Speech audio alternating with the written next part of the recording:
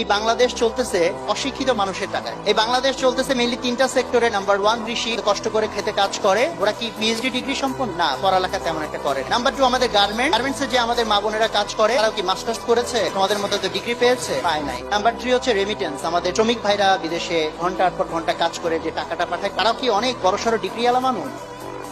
না। তিনটা সেক্টরের টাকায় বাংলাদেশ চলে। আমরা যারা শিক্ষিত, আমাদের কন্ট্রিবিউশন কি জানো? আমরা বাংলাদেশকে চ্যাম্পিয়ন বানিয়েছি। আমরা যারা শিক্ষিতরা, ওদের যে কন্ট্রিবিউশন আমাদের বেশি। চ্যাম্পিয়ন বানিয়েছি বাংলাদেশকে, এবং একবার না, 2 বার না, 5 বার চ্যাম্পিয়ন বানিয়েছি। কোন সেক্টরে জানো তোমরা? দুর্নীতিতে। এটা কাদের অবদান? যে খেতে কৃষক কাজ করে ও করছে দুর্নীতি, গার্মেন্টস এর মেয়েটা করছে, শ্রমিক ভাইটা করছে, করে নাই। কে করেছে? আমরা যারা শিক্ষিত মানুষ, রাইট? সো তাহলে তুমি এই দেশটাকে ডুবাতে পারো, এই দেশটাকে চাইলে উপরে উঠাতে পারো। দেশকে উপরে উঠাবা, তার জন্য সবার আগে কাকে উপরে উঠাইতে হবে? নিজেকে।